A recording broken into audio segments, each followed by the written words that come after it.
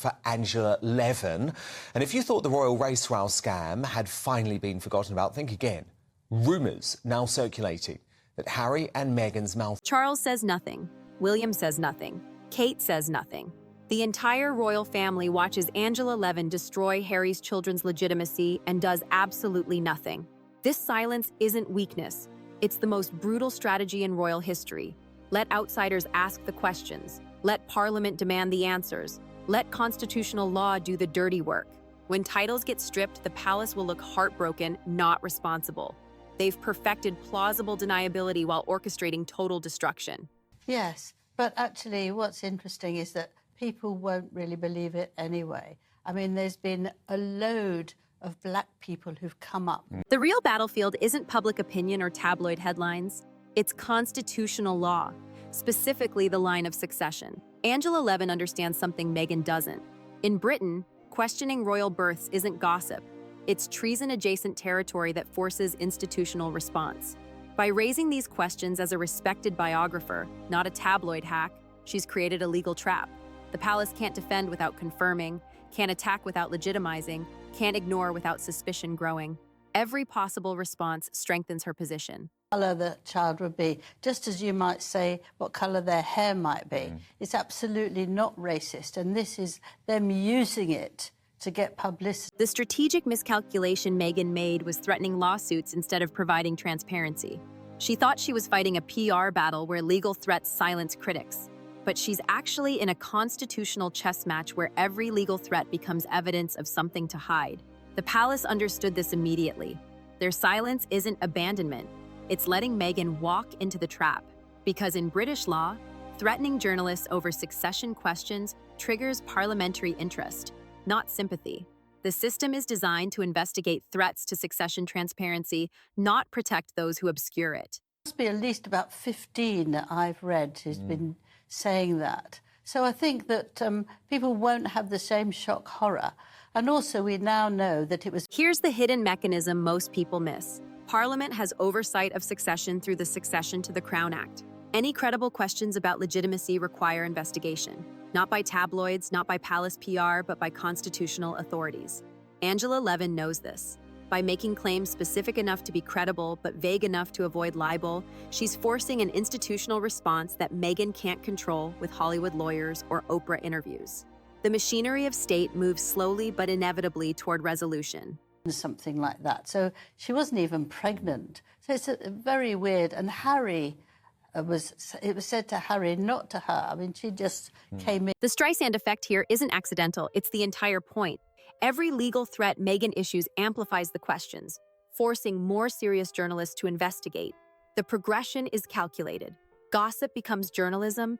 Journalism becomes parliamentary interest. Parliamentary interest becomes constitutional crisis. Angela Levin lit a fuse designed to burn through these stages, regardless of Meghan's response. Fighting it accelerates the burn. Ignoring it lets it smolder. There's no winning move once the question enters public consciousness. This strategy exploits a fundamental psychological principle. Humans can't ignore questions about legitimacy, especially regarding children. It triggers our deepest social programming about bloodlines, inheritance, and truth. The palace knows that once these questions enter public consciousness, they never fully disappear. Even if proven false, the doubt lingers. That's why they're letting Angela Levin do their dirty work while maintaining plausible deniability. The questions themselves become the weapon, regardless of answers. The timing reveals coordination at the highest levels. Angela Levin drops her bombshell just as Harry announces UK visits, Parliament returns from recess, and succession discussions naturally arise around royal events. This isn't coincidence. Someone provided Levin with the green light, knowing that autumn parliamentary sessions could address constitutional questions if public pressure builds sufficiently. The goal? Force a succession review that accidentally discovers irregularities. Make it look like democracy in action rather than palace manipulation. Consider who actually wins if titles get stripped. William's children move up, the monarchy appears to follow law over family, and the institution demonstrates it self-regulates. The palace achieves every goal without appearing vindictive. Angela Levin becomes the villain or hero depending on perspective, while the monarchy just sadly follows constitutional requirements. It's brilliant positioning, creating distance from the decision while ensuring the outcome. The palace gets everything it wants while appearing to get nothing it sought. The Hollywood connection matters strategically. By tanking Meghan's deals through scandal, they're creating financial pressure that might force revelations. Desperate people make mistakes, reveal truths, or crack under pressure. Every lost Netflix opportunity, every canceled appearance, every withdrawn offer increases the likelihood Meghan either fights back recklessly or retreats entirely. Both outcomes serve the palace's interests. Financial warfare disguised as reputational damage. What's particularly cruel is how this exploits Harry's psychological profile. His paranoia, defensiveness, and anger aren't helping Meghan. They're confirming suspicions. The palace knows Harry can't stay calm under accusation. By letting Angela Levin trigger him repeatedly, they're creating a pattern of suspicious behavior that makes the claims seem more credible. Harry's reactions become evidence against himself. His emotional volatility transforms from weakness into weapon against his own interests. The constitutional lawyer warnings aren't speculation. They're predictive programming. By having experts discuss potential parliamentary intervention, they're normalizing the idea before it happens. When Parliament eventually does investigate, it won't seem sudden or vindictive. It will seem like the inevitable result of unanswered questions. The groundwork is being laid for constitutional action to appear reluctant, not aggressive. Public opinion is being prepared for institutional intervention. Media coordination extends beyond Angela Levin. Notice how different outlets raise different aspects simultaneously. One questions birth certificates, another discusses hospital protocols, a third examines legal precedents. This isn't random journalism. It's orchestrated pressure from multiple angles, creating an impression of widespread concern rather than targeted attack. The palace doesn't need to coordinate directly. They just signal openness to investigation, and media does the rest. The silence from other royals speaks volumes strategically.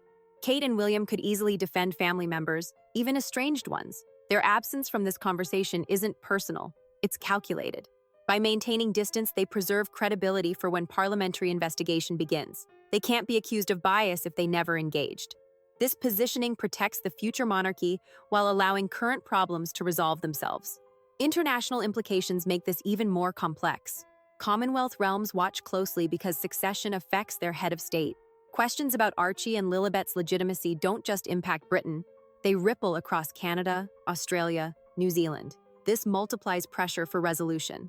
The palace understands that Commonwealth stability requires succession clarity. Angela Levin's questions threaten international relationships, forcing faster institutional response. This creates a template for modern institutional warfare. Don't attack directly. Create questions that force legal mechanisms to engage. Use respected figures to raise doubts that can't be ignored. Let targets exhaust themselves fighting shadows while real machinery grinds toward inevitable conclusions.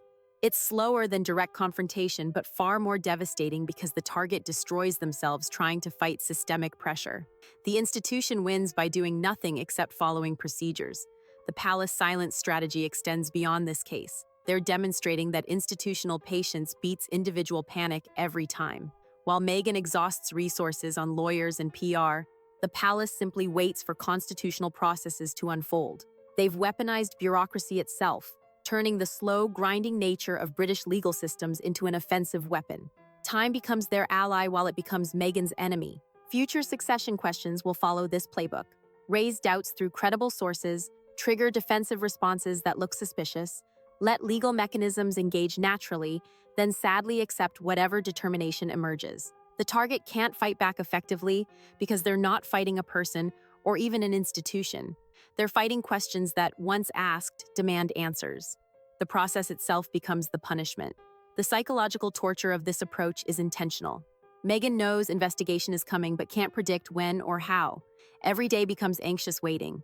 Every royal event might trigger parliamentary action. Every news cycle could bring the constitutional crisis she fears. This uncertainty is more damaging than direct confrontation because it prevents strategic planning. You can't defend against an attack that might come from any direction at any time. Financial implications compound the pressure. Lost deals aren't just about money, they're about survival narrative. Meghan and Harry position themselves as financially independent.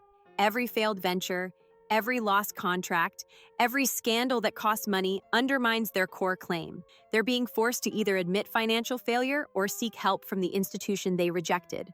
Both options destroy their brand irreparably.